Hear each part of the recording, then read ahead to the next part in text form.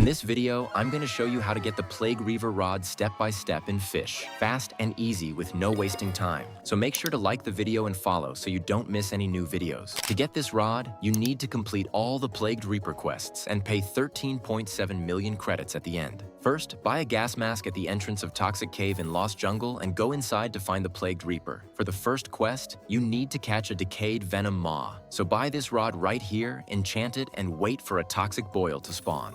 I used a sundial totem to make it night, then I ran around the cave until I found one. And since the toxic boil disappears quickly, use an Aurora totem and sharkhead bait to catch the Venom Maw faster. For the next quest, you need to get a Blight Idol. This can take some time since it's a secret fish. I used the Onirifaux rod, an Aurora totem, and coal as bait. Now the Plagued Reaper asks for a Rotbloom with the Noxious mutation. To do that, you need to craft the Toxinburst Rod. First, make sure you have the Toxic Spire Rod. You can craft it in Ancient Archives with 1 poisoned driftwood, 1 toxic core, and 1 murky thread. You can fish the driftwood in Lost Jungle using the training rod, magnet bait, and an Aurora totem. After that, go to Tidefall, use a mutation totem, and keep appraising it until you get the poisoned mutation. To get the toxic core, you need to complete the 2nd puzzle in the Forgotten Temple, and to get the murky thread, you need to complete the 5th puzzle. If you need help with that, check out my Forgotten Temple guide. The link is in the description. Alright, now that we have the Toxic Spire Rod, you're going to use it to get the materials needed to craft the Toxinburst Rod. That's the only way we can catch the Rotbloom with the Noxious mutation. Caleb wants 1 Toxic Widowbloom. Just use the Toxic Spire Rod in the Widowbloom abundance spot.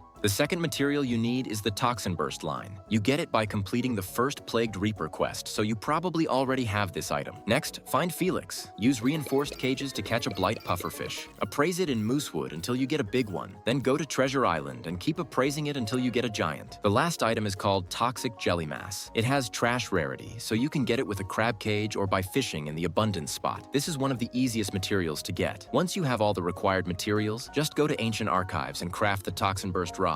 Then you can continue the Plagued Reaper quest and get the Plaguereaver Rod. To get the Rotbloom with the Noxious mutation, climb the rocks on the right side of Olivia and use a rod with high disturbance in this spot until it spawns. Then switch to the Toxinburst Rod. Use Luminous Larva, an Aurora totem, and a mutation totem. You also need to collect the mushrooms to make the boss appear, but be very careful with the poison so you don't die. If that happens, the Rotbloom disappears and the hunt ends. The best way to deal with this is enchanting your rod with long and waiting for the gas to go down before grabbing the mushroom. When you hook the Rotbloom, before catching it, make sure it has the Noxious mutation by checking its texture. You can increase the game brightness beforehand to see it more clearly. If it doesn't have the correct mutation, just let it escape and try again. For the final quest, you just need to pay 13.7 million credits to the Plagued Reaper and get a perfect catch on a Witherbloom. Spawn another Rotbloom, then use a Blight Idol to transform it into a Witherbloom and catch it the same way you did before. I used an Aurora Totem, Nate's Blade, and Luminous Larva. If you have any good tips for any part of this quest, leave them in the comments. It will really help anyone who's trying to complete it. And finally, we got the Plaguereaver Rod. The best enchants for it are Mystical and Tryhard. That balances its stats and makes it even more powerful.